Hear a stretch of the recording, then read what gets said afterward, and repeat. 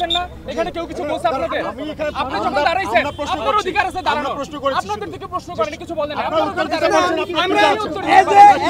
এখানে তাকে জেরা করছে সিনিয়র রিপোর্টার। তাকে যেভাবে জেরা করতে পারেন। আমি প্রশ্ন করছি, প্রশ্ন উত্তর দিতে আপনি বাধ্য। আপনি প্রশ্ন উত্তর দিতে বাধ্য। আমার প্রশ্ন দিতে উত্তর আপনি বলেন কি কারণে আপনি দাঁড়াইছেন? বলেন কি কারণে? কি কারণে দাঁড়াইছেন? ওই কি কারণে দাঁড়াইছেন? আপনার নাম কি? আমার নাম ধ্রুব। ধ্রুব, কি কারণে দাঁড়াইছেন এখানে? আপনি কি কারণে দাঁড়াইছেন? আমি দাঁড়াইছি, আমি প্রশ্ন নিয়ে দাঁড়াইছি। কি প্রশ্ন নিয়ে দাঁড়াইছেন? আমি প্রশ্ন নিতে আপনি আমার অফিসে নিচে আপনি কি প্রশ্ন নিয়ে দাঁড়াবেন? কি কারণে দাঁড়াইছেন? এটা আমার আপনার অফিস। দালালি করবেন না, আপনি দালাল, আপনি দালালি করবেন। আপনি দালাল, এই আপনি করবেন না। দালালি করবেন না, কথা বলবেন।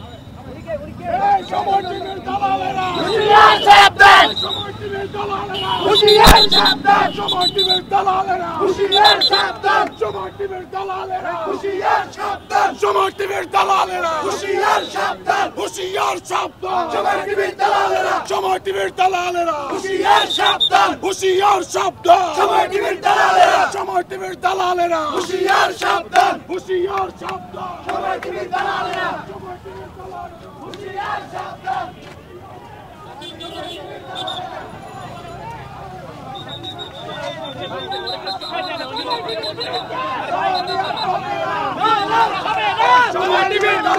সময় টিভির বিরুদ্ধে ষড়যন্ত্র হবে না।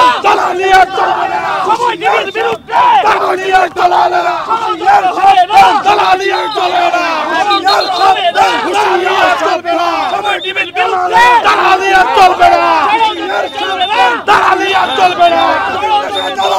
দালালি আর চলবে না, সময় টিভির বিরুদ্ধে সময় টিভির বিরুদ্ধে হাত ভেঙে গুলি করো, ষড়যন্ত্র চলবে না। দালালি আর চলবে না।